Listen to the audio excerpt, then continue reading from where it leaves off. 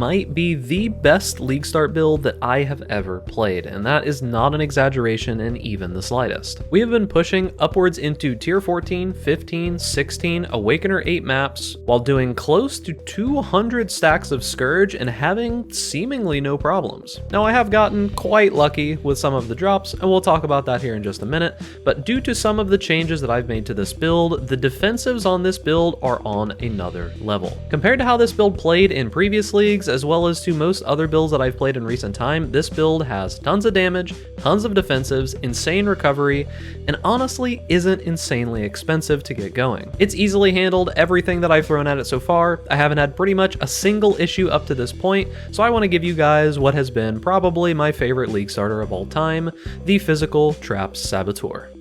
Hey guys, Big Ducks here, and welcome back to the channel. Now I know you're expecting me to say, only a small percentage of people subscribe, make sure to like the video, but every once in a while I like to say that I know that people don't like hearing that, but unfortunately it's just one of the realities of YouTube. Subscribing to the YouTube channel is the best way that you can support me without spending a dime, and liking these videos does help them get boosted in the algorithm and get them more views. So I appreciate each and every one of you that do subscribe to my channel and do like the video. Thank you very much for doing that, and let's actually get into the video. Now, this is my Phys Trapper Seismic Clapped, and it has been an absolute dream. Now, I've made quite a few changes to this build since we've actually begun the league. One of those main changes being that we are running Determination Aura as well as Molten Shell. It is extremely easy to just toss that aura onto an evasion build and make it substantially better. Initially, the plan was going to be, well, we're going to get a bunch of spell suppression, turn it into spell dodge, we're going to get as much life as we can, we're going to get as much evasion as we can, and we'll be good, right? Well, it turns out, on a whim, I just decided, well, what if I just replace Pride with Determination? Is it going to feel worse?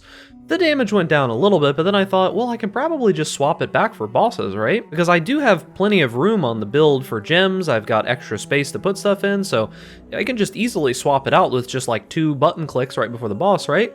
And I threw Determination on, I'm like, huh, this is actually working pretty well. My armor is pretty good. I've got 5,500 without any other things going. When I have my Granite Flask, I've got 12,000 armor. And then I thought, well, maybe I can just replace my cast 1 damage taken with a Molten Shell, and I do that, Flask, and then Molten Shell, 3,000 Molten Shell, and then I've got Vol Molten Shell, which is like 5,000 or something like that.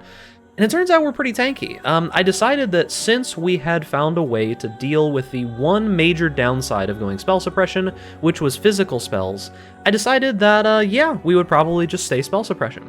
So we stayed spell suppression, we've got some armor, we've got some evasion, and honestly, the build is just kind of ridiculously tanky. Nothing else really has changed. It's using mostly all the same points.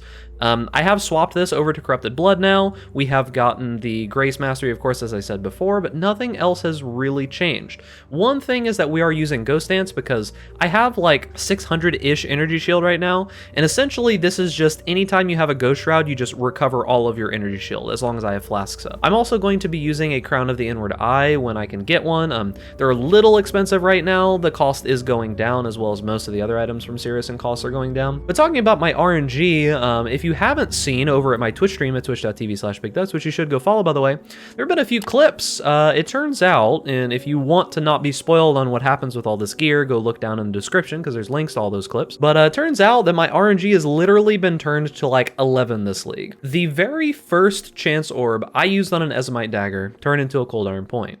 The second Ezomite Dagger that I gambled from Gwenin turned into a Cold Iron Point. And then 30 minutes later, I just naturally dropped a Tinker Skin, and we used the new Vol fusing tech to 6-link this, and it only took me 2 Vol fusings to 6-link this. That's not as impressive as it sounds. If you don't know about the new 6-linking tech, essentially you get a corrupted chest piece with 4 links, and then you just hit it with 2 tainted orbs of fusing, and if you like roll well on a 50-50 twice, you've got a 6-link. Super easy. And yeah, I just have some ridiculous starter gear. Now, to be said, if you're worried that, oh, the only reason that you're able to do all this stuff is because you found those Cold Iron points, right? Well, not exactly. You could do the cold conversion version of this build quite easily. That is still available in the Path of Building, and you could just replace this with a Gale Sight. You'd have a little bit less actual health pool, but you would have much more crit, and you could scale crit multi. You could get just +1 daggers with some crit chance on them, or with just some like spell damage, crit multi, that kind of thing, and do significant damage without having the Cold Iron points. Still very good. So I just did a recording of a tier 16 map and it went horrifically. I couldn't even get up to 100 Scourge stacks because the density was so ridiculously low. So we're gonna try again. This is my last tier 16 that I have, so if you're seeing this one and it's terrible, I just don't have any more. We've got a bunch of sextants on here. You can see like take lightning damage, you know, we've got like reflect can't take, extra cold damage taken, fire damage taken. This is a tier 16 map. These are the mods. It's corrupted. I can't change them. I'd make them harder if I could. We've got some fragments on here and we're just going to run it naturally. This is going to be on Awakener 8. You'll see here we are on Awakener 8. So this build I have been having essentially no problems with. Defensive wise, ever since I made the changes over to armor, it has been very good. Offensive wise, I am being slightly carried by the Cold Iron points, so that is not too big of a deal. If I wasn't using the Cold Iron points, I would be cold conversion right now, because it wouldn't take too much investment to get similar damage. I would just have issues with life, would basically be the main problem. But hopefully this map will have a lot more density, so I can show you a lot more cool things. Now, a couple things that I've learned about the Scourge mechanic is that a lot of people seem to be saying that it is rather unrewarding, and that is true if you use it in the wrong way.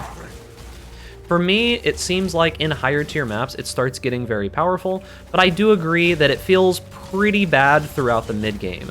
And when I say mid-game, I mean like early mapping, late campaign, all the way up until you get to about maybe like mid-tier red maps, it feels pretty mediocre. I will agree with most people on that. But as you start pushing into it and start learning it a little bit better, it does start feeling substantially better. And one of the main ways that you can make it feel substantially better is by just gearing up your character defensively. In leagues past, I would have told you, you know, just do more damage and don't worry about it, right? That's what I would have told you 100%. More damage, kill them before they kill you. This league, I feel that is not the case. I feel that defenses are actually something that you really do need to spec into. And because of that, I am doing a little bit less damage than I probably potentially could. Honestly, the damage still feels fine. As you can see, we're all the way up to 60 Scourge stacks already. I'm not really having problems yet. It's typically at about 100 plus where the issues start, you know, you can't really just face tank things anymore, and sometimes you'll just get popped for a lot of damage like that there. The main thing that I've noticed about Scourge is that occasionally you're just going to get these very, very dangerous mobs that you really can't do a ton about. And one downside of the Trapper is that typically for hard encounters, the way that this build works is that you pre-plan by throwing traps down and then you kill the monsters as they come out. Well, I don't know if it's a bug or it's intended or what's going on, but you can't actually bring traps with you into the Scourge, like the Krangle realm, the Krangleverse. You can't bring them with you. They'll come back out with you, but they can't go in with you if they're already been on the ground. So it's been giving me a little bit of a problem sometimes because, like, you know, if I use all my traps or I have to, like, you know, use my siphoning traps up and then I have to go in afterwards, it kind of can cause some problems. But for the most part, I mean, you can see we're at 108 stacks right now. And so far, the biggest hit that I took was half of my health, roughly, I think, was the biggest hit that I took. Now, as we get up into these higher levels of Scourge, you really are going to have to manage your Vol Molten Shell better, because if you aren't, the mobs will kill you.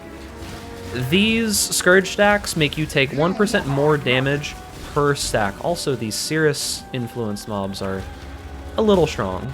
But yeah, so these Scourge stacks make you take 1% more damage per stack. So we're taking 137% more damage right now from every single Scourge mob. But still not having very many problems. The build has been performing really well for me. I just decided to suck it up and deal with the lower damage, and it seems to be going fine.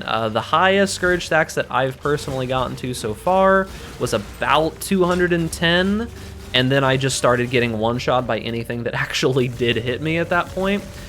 I think for the most part, you really just aren't meant to go too much higher than that. I'm super happy with it. Easily one of the best League starters I have ever actually played. So, as you can see, we're up to, I don't even know what hit me there. We're up to 157, but you can see things are starting to actually hit. Now, when it comes to single target damage, before you go crit, the single target damage is a little bit lower. It's not as good as I would like it to be, but it's still good. Like, this is a T16 map boss. Let's get our traps down. Get our debuffs on, and I mean, he dies relatively fast, right? This is with 2 Cold Iron points, a 6 link, but nothing else crazy. I'm not on cluster jewels, which are pretty expensive right now. I don't have any crazy jewels. I don't have any crazy gear. Nothing else is really that insane. It's just some random stuff I found, as well as the Tinker skin and the... Oh, there we go. Look at that. Did you see how much damage I took there?